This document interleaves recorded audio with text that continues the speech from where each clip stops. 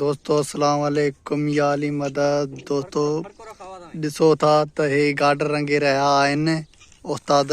हिन उस्तादनि खां पुछा कयूं था त हिननि गार्डन में फ़ाइदो कहिड़ो आहे रंग जो। अचो त पुछूं न उस्ताद ॾे आला वार हिन गार्डन जो रंग जो फ़ाइदो कहिड़ो आहे। साईं इहो रंग हिनखे जेकॾहिं न कबो जी हा कट खाई वेंदी जी। पोइ हिनजी ज़िंदगी जेकी आहे तमामु थोरी थी वेंदी। अच्छा हिनखे रंग थींदा आहिनि ॿिनि क़िस्म जा। हा थींदो आहे कट वारो जी उहे माण्हू कराईंदा आहिनि शौक़ीन त बाद में रंग थिए। जी ऐं असां ग़रीब माण्हू ॾिसे थो त पोइ हे जेको रंग आहे न जी फ़ाइदे वारो आहे। अच्छा हिन लाइ जेकर हिनखे रंग न कबो जी त हिनखे कट चढ़ी वेंदी। हूअं 10 साल हलंदो अच्छा पोइ जेको आहे सो 5 सालनि में कमु हिन तमामु थी वेंदो। जी जी। बाक़ी तव्हां को ॿियो सुवाल आहे त तव्हां पुछी सघो था। ॿियो को सवाल खां पोइ हिनखे सिरूं त रखंदा हुनखे बि रंग कंदा हूंदव न। हा साईं सिर खे वरी अलॻि रंग थींदो आहे भाउ। अच्छा उहो कहिड़ो हूंदो आहे सर। उहो सेड़ी हूंदो आहे उन में वरी पवंदी आहे मासी गुला ॻाढ़ी इहो बिलू अच्छा ॾिठी अथव कपिड़नि खे ईंदी आहे जी हा उहा पवंदी आहे। अच्छा हा पोइ त इहा कपिड़नि जी आहे पोइ हिन में सिरुनि में तव्हां इस्तेमालु कंदा कयो। बसि भाउ ख़ासि सिरुनि लाइ रंग अची वियो आहे न अॼुकल्ह। अच्छा मामा थोरो वेझो अचे न हेॾो परे खां छा। हा उहो जेको आहे सो सिरुनि खे इन करे उहा ॾींदा आहियूं त सूड़ियूं थींदियूं आहिनि सिरूं। जी बाद में ओॾे रंगियूं पेन तव्हां ॾिसी सघो था। जी हा वञूं था। असांजे कम जी महिनत ॾिसो जेकॾहिं कंहिंखे बि रंग कराइणो आहे जी हे मुंहिंजो उस्ताद आहे मां शागिर्द आहियां। इंशाल्लाह मां ॾींदो आहियां मां वॾो होशियारु आहियां इंटरव्यू ॾियण जो। हा ॿियो टियों छा जो इहो साफ़ कंदो वेंदो आहे। इहो सफ़ाई कंदो आहे इहो बि बचियो आहे अच्छा हा सिरूं तव्हांजूं किथे आहिनि मां दीदार करे अचां सिरुनि जो। तव्हां ईअं निकिरी वञो परते रंगियूं पियूं आहिनि तव्हां ॾिसी अचो। हल सही आहे ॾिसी अचां।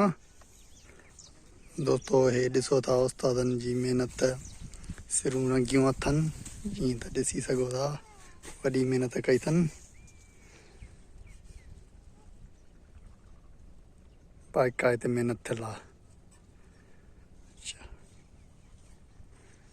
ऐं हीअ जॻह आहे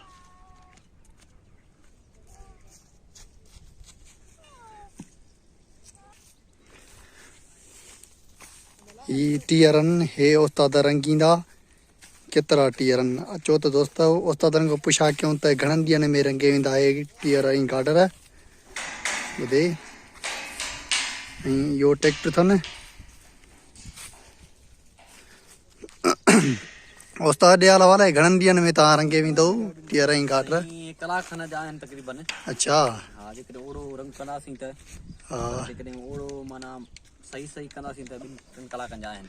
हा हिन सुबुह कहिड़े टाइम बीठा हो घणा टीयर रंगिया अथव। अधु कलाक खनि थियो आहे इहो रंग अथसीं। अच्छा त सामान जेको आहे असां वटि फ़िलहालु मौजूदु न आहे बुर्श बि ॿ आहिनि जी हिनजे करे बसि चऊं था त आस्ते आस्ते कमु हले। उस्ताद पोइ हिननि खे तव्हां हेठो बुंडियूं छो ॾिनियूं न कहिड़े कम जूं न। साईं मिटी सिटीअ खां हेठि रखंदासीं मिटी लॻी वेंदी सूंहुं छॾे वेंदो गाॾी। अच्छा